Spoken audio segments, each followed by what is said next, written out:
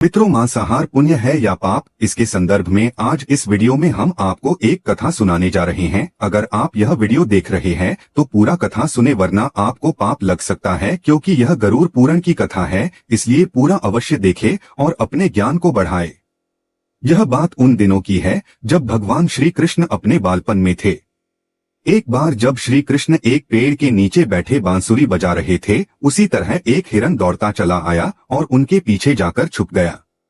वो हिरन बहुत ही घबराया हुआ था। भगवान श्री कृष्ण ने उसके सिर पर हाथ फेरते हुए कहा, क्या हुआ, तुम क्यों छुप रहे हो? उसका पीछा करते हुए एक शिकारी भी वहां आ पहुंचा और बोला, यह मेरा शिकार है, इसे मुझे दे दो, इस पर मेरा अधिकार है। तब भगवान श्री कृष्ण बोले, हर जीवित जीव पर उसका खुद का अधिकार होता है, न कि किसी का। तब वह शिकारी क्रोध में बोला, यह मेरा शिकार है, इसे मैं पकाकर खाऊंगा। तब भगवान श्री कृष्ण बोले, किसी भी जीव को मारकर खाना पाप की श्रेणी में आता है। क्या तुम पाप के भागी बनना चाहते हो? मांसाहार पुण्य है या पाप, क्या तुम धर्म को नहीं जानते? तब वह शिकारी बोला, मैं तुम्हारे जितना शिक्षित तो नहीं कि यह जानूं कि मांसाहार पुण्य है या पाप, पर मैं यह जानता हूं कि जीव को मारकर खाना, इसमें कोई हर्ज नहीं। मांसाहार से तो एक तो वह जीव को जीव बंधन से मुक्त कर रहा है, फिर क्यों मांसाहार से मना किया जाता है? मांसाहारी होने को क्यों नहीं कहा जाता? वैसे भी मैं इसको मारकर नीच योनि से मुक्ति दिलाकर पुण्य ही कमा रहा हूं, फिर इस पर पाबंदी क्यों? इसे तो प्रोत्साहित करना चाहिए। जहां तक मैंने सुना है, जीव हत्या तो शास्त्रों में भी बताया गया है। राजा लोग शिकार किया करते थे। ऐसे तमाम तर्क देते हुए श्री कृष्ण से पूछा कि फिर क्यों ये मांसाहार गलत है और पाप की श्रेणी में आता है? आप ही बताइए, मांसाहार पुण्य है या पाप? भगवान श्री कृष्ण समझ गए कि इसकी बुद्धि मांस खाने के कारण तामसिक हो गई है और उसने सोचने और समझने की बुद्धि भी खो दी है। फिर भगवान श्री कृष्ण बोले, इस अंतहीन विषय पर पहले मैं कोई राय नहीं दूंगा। मेरी इस छोटी सी कथा सुनने के बाद तुम ही उत्तर देना कि मांसाहार पुण्य है या पाप, और तुम्हें मांस खाना है या नहीं। वह शिकारी सोचने लगा कि इसमें मेरा तो कोई घाटा नहीं है, इस कथा को मैं सुन ही लेता हूं, मेरा मनोरंजन भी हो जाएगा और बाद में मुझे इसका मांस भी मिल जाएगा। तो भगवान श्री कृष्ण ने अपनी कथा आरंभ की। एक बार मगध में खाद्य संकट खड़ा हो गया तो अन्न का उत्पादन कम रहा। राजा को चिंता हुई कि यदि इस समस्या का शीघ्र निदान नहीं किया गया तो संरक्षित अनाज कोष भी खत्म हो जाएगा और संकट भीषण हो जाएगा। तो सम्राट ने अपनी राज्यसभा में पूछा, देश की खाद्य समस्या को सुलझाने के लिए सबसे सस्ती वस्तु क्या है? मंत्रीगण सोच में पड़ गए। चावल, गेहूं, आलू इत्यादि पदार्थों को उगाने के लिए बहुत श्रम करना पड़ता है। वह तभी प्राप्त होते हैं जब प्रकृति का प्रकोप न हो। ऐसे में तो कुछ सस्ता हो ही नहीं सकता। तभी शिकार का शौक रखने वाले एक मंत्री ने सोचा कि यही उत्तम अवसर है, क्यों न अंधाधुंध शिकार के लिए राजा की अनुमति ले ली जाए। उसने सभा में कहा कि सबसे सस्ता खाद्य पदार्थ है मांस। इसके लिए धन का खर्च भी नहीं है और पौष्टिक खाना भी मिलता है। सभी सामंतों ने इस बात का समर्थन कर दिया, लेकिन मगध के प्रधानमंत्री अभी भी चुप थे। सम्राट ने पूछा, प्रधानमंत्री आप चुप क्यों हैं?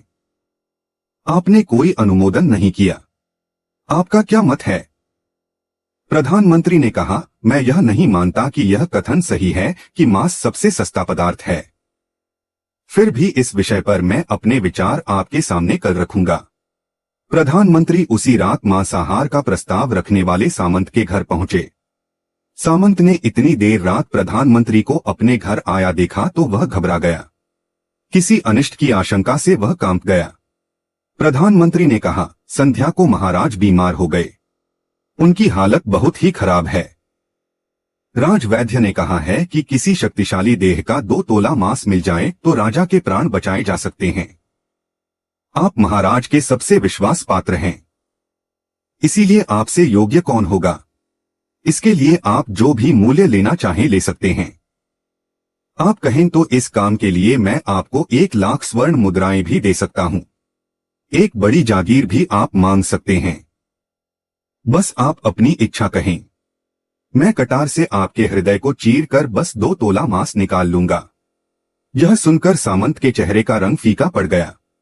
वह सोचने लगा, जब जीवन ही नहीं रहेगा तो लाख स्वर्ण मुद्राओं से मैं क्या करूंगा और बड़ी जागीर भी किस काम आएगी।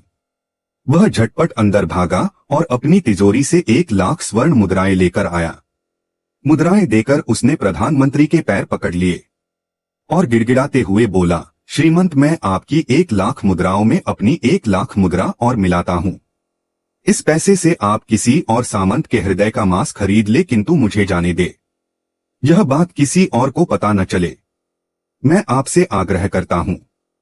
प्रधानमंत्री जी यह सब समझ चुके थे। वह उसे थोड़ी और मानसिक पीड़ा देना चाहते थे। प्रधानमंत्री ने आगे कहा, सामंत, आप शरीर से बलिष्ठ हैं। आपकी कद काठी महाराज से मिलती जुलती है। इसीलिए राजवैद्य ने खास तौर पर आप ही का नाम लिया है। आपके दान से हमारे अच्छे राजा की जिंदगी बच सकती है। आप कहे तो मैं आपको प्रधानमंत्री का पद देने को तैयार हूं और खुद आपका कर्मचारी बनकर रहूंगा, पर प्रजा से हमारे राजा न छीने। सामंत तो फंसता हुआ दिख रहा था। उसने शरीर पर अंगवस्त्र रखकर अपने जूते भी पहन लिए। जैसे ही वह वहां से भागने वाला था, वह तुरंत प्रधानमंत्री के पैरों में लेट गया। उसने याचना की कि प्रधानमंत्री, मैं इसके योग्य नहीं हूं। जब प्राण ही नहीं रहेंगे तो प्रधानमंत्री पद का या राजा का सिंहासन भी मिल जाए तो मैं उसका क्या करूंगा। आप चाहें तो मेरा सब कुछ ले ले, पर मेरे प्राण न लें। मैं अपना ये भवन और सारा धन आपको सौंपता हूं।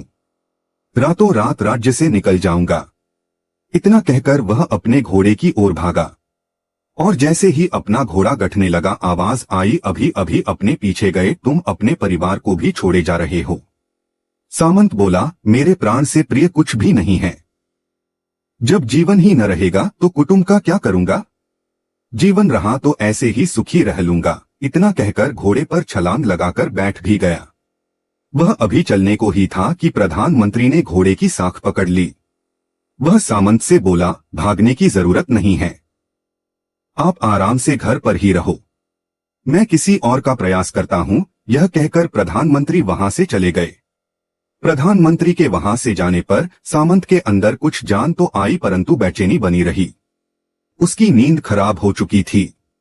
मुद्राएं लेकर प्रधानमंत्री बारी बारी से सभी सामंतों के घर पहुंचे और सभी से राजा के लिए हृदय का 2 तोला मांस मांगा, परंतु कोई भी राजी न हुआ। सबने अपने बचाव के लिए प्रधानमंत्री को लाख और 5 लाख मुद्राएं तक दे दी।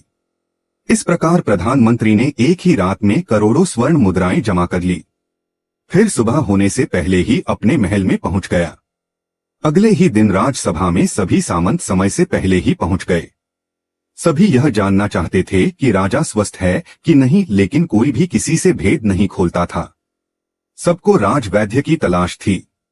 उनसे ही उन्हें कुछ सूचना मिल सकती थी। प्रधानमंत्री ने सैनिकों को आज्ञा दे रखी थी कि जब तक महाराज राजसभा में न आए किसी भी सामंत को भी महल से बाहर जाने की आज्ञा नहीं है। राजा सभा में अपनी चिर परिचित गति में आए और अपने सिंहासन पर आकर बैठे।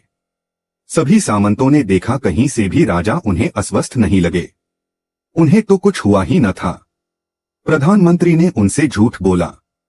हर सामंत के मन में यही विचार चल रहा था, पर कोई भी किसी और को कुछ भी न बोल रहा था। तभी प्रधानमंत्री ने राजा के समक्ष 1 करोड़ स्वर्ण मुद्राएं रख दी।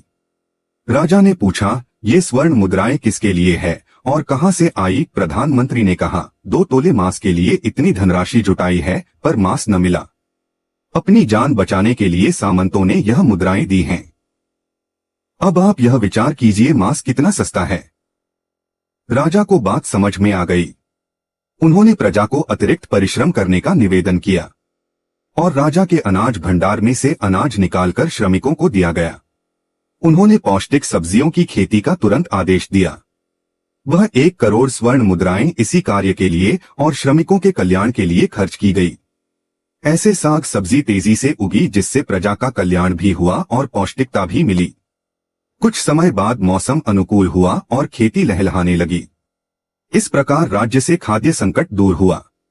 तो मित्रों, जीवन का यह मूल्य भगवान श्री कृष्ण हमें इस कथा के जरिए समझाना चाहते हैं कि हम यह न भूले कि जिस तरह हमें अपनी जान प्यारी है, उसी तरह सभी जीवों को अपनी जान प्रिय होती है। अपने दिल से जानिए पराये दिल का हाल। यदि संसार के संबंधों से मुक्त करने का तर्क सही है, यदि जीव हत्या जीव को संसार बंधन से मुक्त करने का तरीका है, तो अत्याचारी द्वारा किया गया नरसंहार भी मान्य है। वह भी ये तर्क दे सकते हैं कि वह लोग जीवन के कष्ट से आप लोगों को मुक्त कर रहे हैं। अगर उसके लिए वह जीवन बोझ होता तो कभी भी अपनी जान बचाने के लिए संघर्ष नहीं करता, आपसे भागता नहीं। जो आपके सामने असहाय हो जाता है उसे प्राण गंवाने पड़ते हैं। जिन जीवों को मारकर आप खा रहे हैं उन्हें तो प्राण बचाने का अवसर भी नहीं मिलता। बर्बरता सिर्फ वही नहीं है जहां सिर्फ मानव का रक्त बहता है।